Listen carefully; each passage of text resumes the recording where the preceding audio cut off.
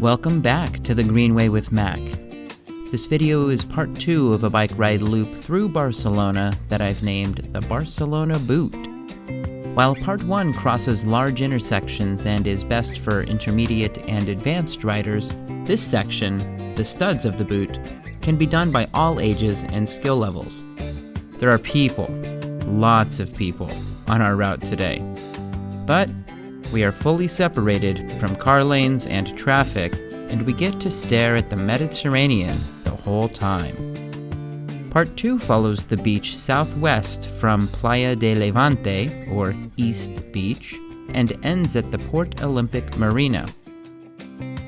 Before we get too far, I want to mention that Playa de Levante is the only beach that allows dogs, but only between June and September. We are headed south, and as a general rule, the beaches will become busier and more festive along our way. Furthermore, if you are looking for cleaner beaches, then this is where you want to be. The beaches on the other side of the marina, including the world-renowned Barceloneta, are the ones with the most activity and younger crowds. I'll talk more about the scene at those beaches in a little bit, but first I want to cover the history of the waterfront and how it changed dramatically in the last 35 years. When Barcelona was chosen as the host of the 1992 Summer Olympics, the city used it as an opportunity to redesign its waterfront. Almost inconceivable to anyone who has only seen this finished product, the waterfront was home to obsolete industrial manufacturing, including textiles and petroleum products. In addition, a rail line divided the coast from the city, and Barcelona turned its back to the sea. Urban planners chose to put the Olympic Village down by the water and constructed the Olympic Port. The rail lines were buried, and car traffic was either buried as well or routed around the city. The coast was cleaned up, and 2 miles of sandy beach were added, actually importing sand from Egypt. The investment has paid off. In 2019, Barcelona had 9 million visitors, which put it in the top 20 worldwide and one of the top 5 tourist destinations in Europe. This has created new challenges, just ask anyone living here, but its economic success is undeniable. The redevelopment of this area continues to this day as it spreads north toward where we began the video. In addition, we saw this development still taking place in Poblenou, in part 1 of the Barcelona Boot. Just recently, there was a development proposed that aimed to increase the green space around the port and retake the waterfront for the public. While improving, the air quality in Barcelona is still poor. According to the World Health Organization, Barcelona has 1/3 the minimum green space recommended for a healthy quality of life.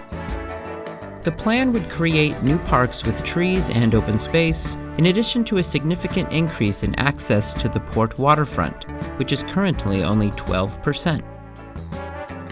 Lastly, the plan would connect the old port, Ciutadella, and Montjuïc.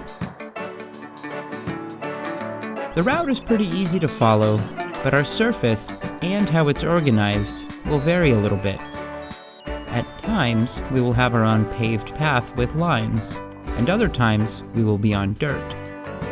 The path we are on is called Passeig Marítim del Bogatel, which means Bogatel Promenade. The name Bogatel comes from a stream that flowed down from the neighborhood of Vilapicina. Our destination in part 2 is the Olympic Marina, and on the other side of it is Passeig Marítim de Barceloneta, or the Barceloneta Promenade. At that point, we will be headed back into the city to complete our loop, but another great option is to continue this nice beachfront ride by continuing south. In total, there are over 2.5 miles of sandy city beaches. On each of the 7 city beaches, you'll find a chiringuito. These are sandy beach bars that serve snacks and drinks.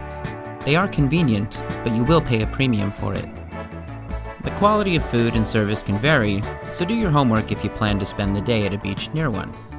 Most of them are open from 10 a.m. to 2 in the morning, the exception being the ones near the residential areas of Barceloneta, which close at midnight.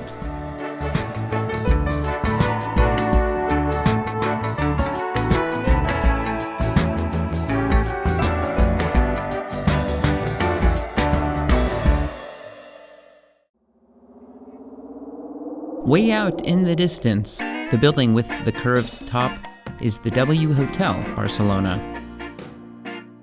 We are now on a tight section, squeezed between the walking path and a series of eateries.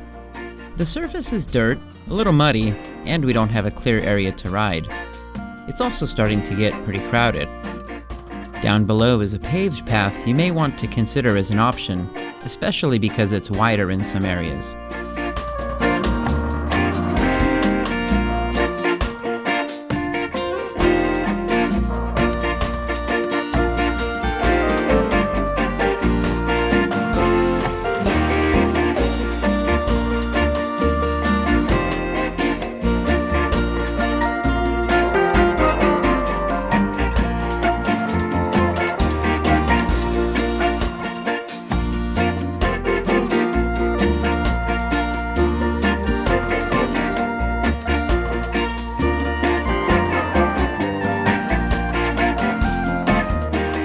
There are two parallel, redundant car roads to our right, and I think it would be helpful to use at least one lane for bike lanes and keep everyone separated.